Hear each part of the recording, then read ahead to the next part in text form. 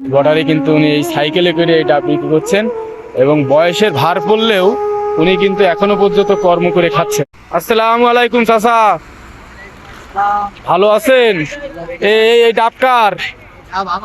এই ডাব আপনি এই বেনাপোল বর্ডারে সীমান্তে বিক্রি করছেন। এই ডাব কাদের কাছে বিক্রি করেন? ও, ভারত থেকে এই যে ট্রাক চালক গুলো আসে ওনাদের কাছে বিক্রি করেন। কত করে দাম নেন প্রতি পিস ডাব? 80 টাকা। ও, ইন্ডিয়ান টাকা 80 টাকা করে নেন? 80 টাকা। আচ্ছা, মানে এক কথায় আপনি বাংলাদেশি টাকায় 100 টাকা করে বিক্রি করেন এই ডাব, আর ইন্ডিয়ান যে ভারতীয় চালক তাদের কাছে বিক্রি করেন 80 টাকায়। ওনারা খায়? হ্যাঁ, ভারত থেকে যে ট্রাক চালকগুলো আসে ওনারা খায়। কত বছর বয়স হয়েছে চাচা? আমার বয়স ধরো 80-85। এখনো আপনি কর্ম করে খাচ্ছেন? ইনশাল্লাহ। সর্বোচ্চ কত পিস ডাব বিক্রি করেছেন একদিন? এখন কম বিক্রি হয়, তবে এই সময় আসছে 50 পিস ডাবও ব্যস্ত। 50 পিস ডাবও বিক্রি করবেন?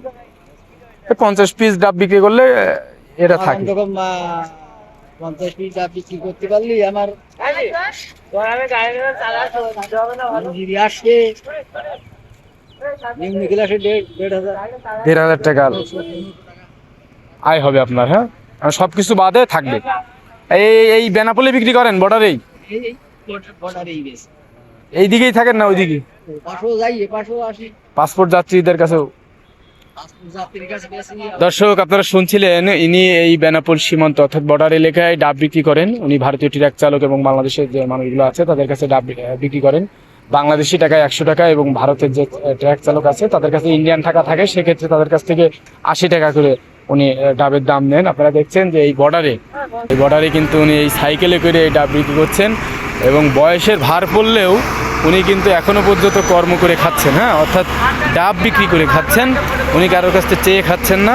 হ্যাঁ, আপনারা সকলেই ওনার জন্য দোয়া করবেন এবং পাশাপাশি এই ভিডিওটি কোথা থেকে দেখছেন কমেন্টে জানাবেন এবং শেয়ার করে দিবেন। ও, সাথে আবার কি দিচ্ছেন?